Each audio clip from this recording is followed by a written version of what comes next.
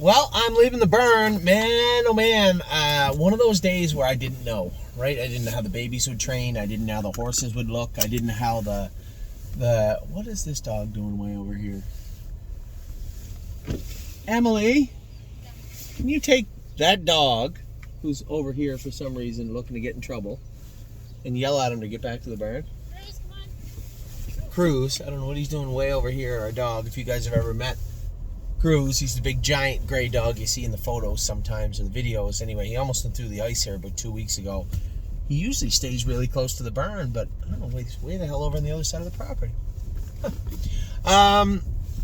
So yeah, I didn't know how any part of the day would go. How would the babies go? How would the trainers go? I had some horses I wanted to train before. How would the qualifiers go? And of course, anytime, I've taken I put a lot of work into Crantini, specifically Crantini Embrace for Landing. These were horses that, I took it upon myself that I was going to play a bigger role helping Dominic train the horses down. And James, it didn't work out this way. It didn't work out this way on purpose, but just the way it was. James ended up going with Spitfire and Carter Michael Dio quite a bit more. He got along with them both very well. And in Crantini, I just felt that if Crantini was going to falter this year, if he was going to come out and waste money like he did last year, he was a good horse. I'm not taking anything away from him, but he left a lot of money on the table, just doing things that horses that come from our barn don't generally do, right? And it was a point of pride for me. I wanted to make sure that this horse did it right all year. And, it's not a fact that, geez, I should have done this last year. I don't think we could have, would have, or should have done anything different last year, unless you're looking in hindsight and then you're like, well, geez, if I could go back in time, well, okay, fine. But I still stand by the way everything worked out. And knowing what I knew about Crantini last year, I was going to work him hard this year. He was going to do it right, or he was going to do it right, and that was that. And there was a couple of days earlier on when we started training him back where he did work hard. He trained 2 or 3 trips. It seemed like, come in, change this, go back out, change that. He was leaping. He had the martingale and the brain cord on tight. But he learned. It wasn't, I think castrating him probably helped quite a bit also. Take a little of the edge off him, and it was just mostly the last 3-4 weeks that really started to see him round into form. And actually what he did last week, letting me actually put him on the gate and not get erratic and act up, was the first time I'd ever seen him do that. So he was definitely coming forward. He was definitely learning, maturing, growing. But there's still Crantini. There were still the voices in his head, and I did not know how he would be today. So a lot of intangibles today, a lot of questions that I could not answer until I got it there and got it done. So let's start with what went on earlier on in the day. So you guys know I wanted to train How the Hell today. Now, How the Hell had made some noises training, and there was some concerns. Last year he had a little laxity on one side. We've had horses that were like this before. I guess to the extreme would be a Red Overbach, where he would make noise if you grabbed him at all. And this guy's the same way, How the Hell. The difference is Red Overbach is generally quiet. How the Hell is a little bit of a renegade. We jog him mostly on the walker or swim him, because you can't really go out and jog him 3 miles. He's just a goof, and he'd end up running away on you. He's run away on James twice and shut his air off. And it makes him hard. It's this puzzle, right? You're trying to put it all together, but people keep taking pieces away from you when you're not looking. And How the Hell is he's a very frustrating horse to deal with, but on the track he's trotting nice. So I went out today. We had him on the walker, warmed him up on the walker, and went out and trained him. And he made a break. I just thought he needed a little more weight. We were hesitant to put weight on him because we had his knees operated on. So I was a little hesitant to add additional toe weights and things of that nature to him. I come back in, we put toe weights on him, put bell boots on him. The horse went out and trotted great, 2-2, but they were even, 101, 101, probably 30 and a piece on the end of it. He probably needs to train like that 2 or 3 more times and do it right. Actually, James told me, I don't know how I didn't remember this. James told me that he actually won his last couple of starts with no hobbles on, which I did not know. So we will train him with no hobbles. I thought the hobbles were kind of tight this morning training. So we'll train him without hobbles next week. But he was good. 2-2, very close. in the mile, very polite horse. After the mile, very polite horse. Before the mile, he can get a little warm sometimes, but he was good today. So How the Hell trained well. My 1% made a couple of breaks on Dominic, and I said, bring him in. We changed all his gear. He went out again. He had a long day today. I trained my 1% at first line in 2-3 last half in 58, but there were some tentative moments where he could have made a break. Is he fluid? No, he's not fluid. But he was good today. So can we duplicate what happened today? Frequently, consistently? I don't know. I don't know. And I won't know until we do it. So he trained today very, very hard. We can probably take him to school him next week. I'd hate to take him down to qualify him and make a break. Excuse me. Oh, it's been a long week. Ding. I'd hate to take him down next week, just put him in qualify and have him make a break. So he'll school next week. A couple of the other horses that schooled today will qualify next week. Now, I missed Fish and Merchantman go. They were in Schooler 2. I was in Schooler 1. I was talking to Dominic about Cunning Connie and talking to James about Spitfire. And I missed Merchantman go. Now, James said Merchantman was good. Harry said the horse looked very, very good. Merchantman's one of these horses that never wowed James. So you always get that, yeah, he was all right. Yeah, he was good. And maybe that's a fair assessment, but I know that Merchantman was never one of James's favorites training down. So I think it was a little more personal bias in that answer than otherwise. But I have no way. I can't argue that because I didn't see the horse. Harry said he went good. James said he went okay. 2-1 last quarter and 28-4. I think it's a pretty good start for him. Fish was right there with him. Again, a good mile from her. They'll qualify twice. She'll qualify twice for sure. He'll qualify probably twice. And then we'll put him in to go, but we'll see. And then the other schooler was Merchantman, Fish. Spitfire and Connie were good. I went with Connie. She went a mile 59-3. She was just okay, right? And Connie is Connie. Connie is a grassroots, prospect type filly that probably is handy because she can leave hard. She blasted out of there today, and she's okay. Spitfire sat behind her and hailed her down the lane, but there's two very, very different engines in those animals. Very, very different engines. So an okay mile from Connie. She can qualify next week.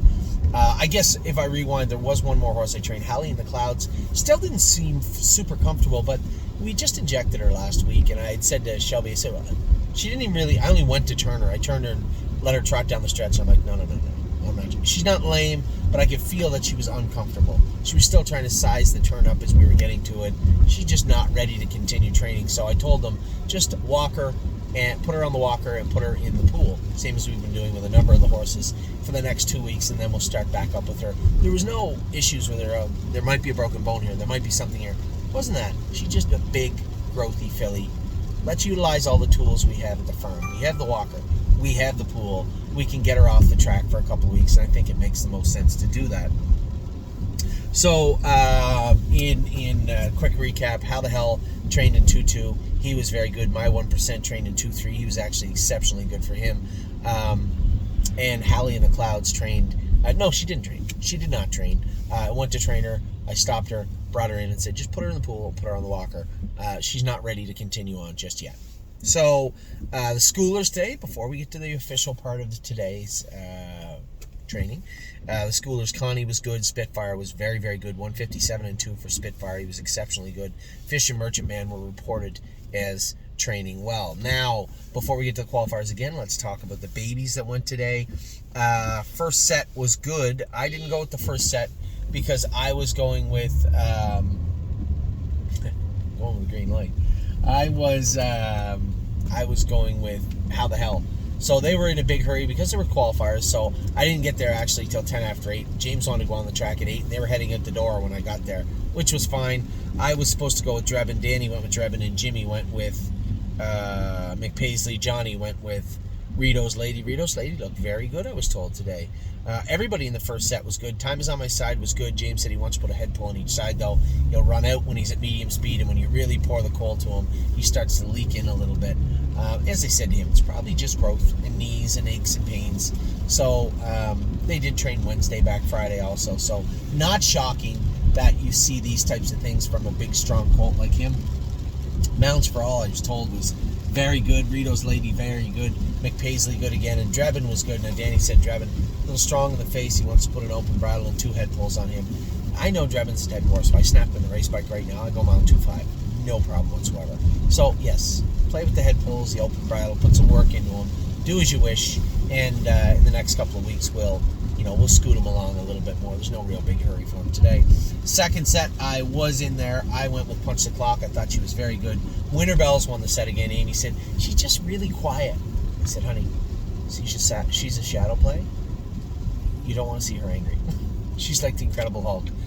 You don't want to see me angry. And I can guarantee you, take that hood off, put a set of hood with cups on her, growl at her a couple of times, and tap her on the tail, and it'll be good night, Irene. She'll be off to the races. There's no need to have her started up.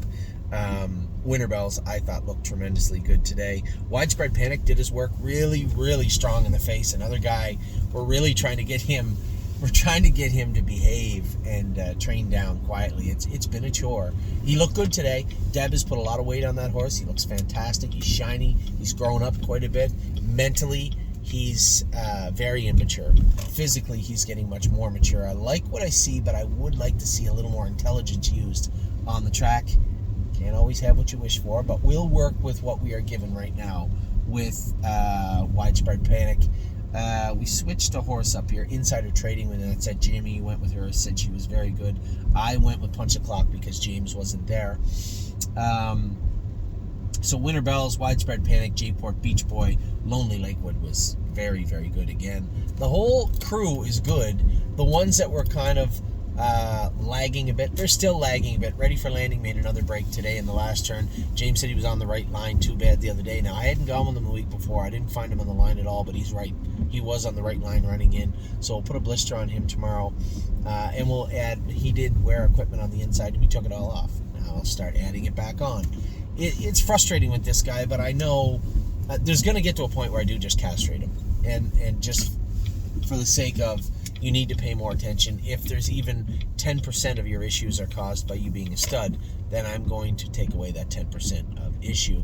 I don't think it's there right now. I like what I see from the horse, but man, he does make a lot of breaks, and he's testing my patience, that's for sure. When he's trotting, it's square and it's nice, and he doesn't give you a lot of opportunity to check him, to throttle him back. It's just a couple of steps and off stride, and that's the most frustrating thing for me when they do that. But he's coming. I shouldn't say that. No, he's regressed a little bit. Speed-wise, it's still all there. Talent-wise, he hasn't regressed a bit. Just the breaks are very frustrating, but I'm gonna have to tell myself too sometimes, just take a deep breath. There's lots of time, and lots of time for him to figure it out. And I think it is just a figuring it out thing. I might even, I'm toying with the idea of almost taking him to Mohawk and training him next week, just to see how he'd be over there. And that is the leading voice in my head right now. So we'll see about that. I'm not too worried about Ready for Landing. He'll be fine. Great Bet was very good today. Watch Your Mouth was very strong. Flash Fly was great. George of the Jungle. Seasons of Love made a little break. I'm going to make an equipment change, a shoeing change on Seasons of Love. She's good, just a little bit askew, just a little bit off, just not quite, not lameness-wise, just gait-wise, she's just not quite where I'd like to see her just yet. So, tiny little equipment change for her, shoeing change for her, and I know it will help, and I'm interested to see how she'll be. I went back and went a mile and 26 with her today. She could go a mile and 2:15 any time, but today she just wasn't great for Jimmy. I went back out and I thought she was good, but I could see what the issue was, plain as day for me. Now we'll get to the official portion of the day, the qualifiers.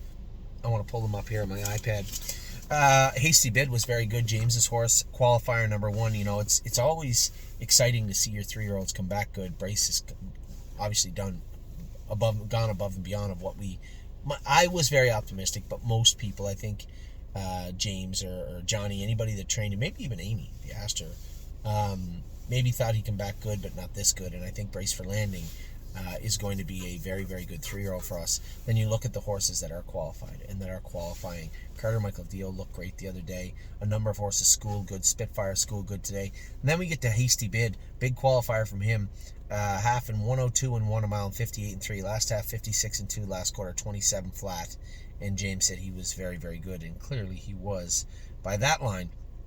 Now, I missed Nothing But a Dreamer's qualifier. I'm looking at it. I'm going to read it to you right now. 12 back, so a half in 102 and 3, a mile in 59 and 3, so last half in 57 and 3, last quarter 27 and 2, and it looks like he was trotting pretty hard on the end of it. Fastest last quarter of the race. He looked very good. Xenia qualified good, 26 and 4 on the end of it. That's good. Okay, she's barely, Slammers for the road. Our next qualifier, I apologize. Just looking at this stuff too. Our next qualifier was the 9th qualifier. Now, Absolute Euphoria, speed-wise, 56 and 3, 28 and 1. And if you watch the qualifier, she didn't stop. I had a death grip on her. She was not safe today. It's something minor and it's confidence-driven, but she could have run. If you go back and watch the qualifier, she almost made a break coming out of the first turn, stayed at it. I put her on the front. I couldn't give her head anywhere in the mile. She just felt uncomfortable. So we're going to let Vec go over her again.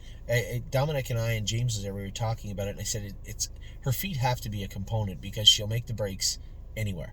Straight away, turn, finishing up the mile, starting out the mile. There's no pressure point. You say, if you do this, she'll run. If you don't do this, she should be fine. You just really have to keep a hold of her, which we're aiming her towards being able to race her. And if you have to keep a hold of her the whole time, it's not that easy to race her. Big mile from her today, 56 and 3, 28 and 1. But if you watch the qualifier, as I said, an absolute death grip on her the whole way. I could not give her head anywhere in the mile.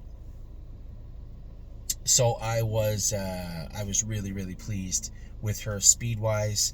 A bit concerned. It's not lameness. There was no lameness with Philly. She wasn't riding a line hard or running in, running out. She just did not feel confident and comfortable to me. So we're going to continue to work through that. She won't be put in to go until she's ready to race. She's ready to race physically, but we need her. We need the total package. We need her very best effort moving forward, and I just don't think she's there yet. Crantini is. Man, oh man, oh man. So last week, we're actually lucky he made the break in the first schooler because he was a little bit uncontrollable. Not bad, but a little more than I'd like to see him. Coming off the car last week, and I tried to feed him into position, just keep him quiet. I pulled up and I was a little angry. I said, put Brace for Landing snake cord in his mouth right now. He's going back out in schooler number 3. I put his nose right on the gate in schooler number 3, and he actually behaved. Big mile. I schooled him in 55 last week. Come back today, 7 hole. There wasn't anybody to my right, so there's that component to it also. I was number 7 in a 7-horse field, but I had him right up on the gate, right in position. As they said go, it was not. He was very behaved. 3 of his had a little chuck, but not in a bad way. Crossed him over to the front. He was 2 fingers the whole way. 29, 59 and 3, 129 and 2, and I let him trot down the lane, 27 and 2 on the end of it. Mile 56 and 4. He was exceptionally good. Now, does that mean he's fixed forever? No. I suspect the evil Crantini will show up at some point, somewhere, at some time. We will see him again. But for today, he was subdued, and a much more intelligent Chestnut showed up today. So very, very proud and very pleased with him. The horse looked very good today. And then I went with Sintra, and it was just paint by numbers with this guy. Just put him on the track and let him do his work. But 53 something. 53 and 2, 26 and 3 on the end of it, just buggy riding. He's ready to go. He's ready to go now. So with that, just a tremendous day. The babies went well today. I was very impressed with them. Our babies in Ohio, babies in Ontario, not too many of them falling behind, lagging, needing time. And the Hallie, I'm not worried about Hallie. I know how talented she is. My job is to get Hallie to the races with the very best Hallie in the Clouds showing up on qualifying day. And the pool and the walker, this is all part and parcel to what we're trying to achieve. And you can't just fix them. You can't just say, okay, have the vet come in and fix this horse. It doesn't work that way. her knees are open a little bit, her stifles bother her a little bit. She's just going through a growth spurt. Take her off the track, put her on the walker, put her in the pool, show her a few new looks, and bring her back. Bring her back in 3 weeks, go back out, go the right way of the track with her. I'll know. I know as soon as I go on the track with her if she's a lot more comfortable or not. We want the best form of Hallie in the clouds. That's what we want. That's what we're after. And that's what we're trying to achieve. So, this is all, right now, this time of year, I'm doing my best to run around, but trying to evaluate and reevaluate the horses in Ohio, reevaluate the horses in Ontario, see what we need to do, are there any changes need made, and work towards the other one and rely on our trainers. Harry's done a great job. Merchant Man's look good. He said, looks like money is getting very, very close now, a week or two away. J.K. Mickey Mantle, again, week or two away, ready to go. I don't think that lunch is very far away either. No free lunch. And then with Dominic, we have a chore in front of us with Absolute Euphoria, but keep working at it. Spitfire Overseas, that extra week, exactly what I knew would happen. The horse looked great today. He looked fantastic on the track. Everything is going in the right direction. It's never always perfect, but everything is going in the right direction right now, and that's exactly how we want it. So with that, I'm going to let you go. I see the rain is starting. We got Resolute Bay tonight, and we got Austral Hanover in about 45 minutes. So good luck to all my partners with Austral. Good luck tonight to everybody and all my partners with Resolute Bay. I will talk to you all very soon. Take care.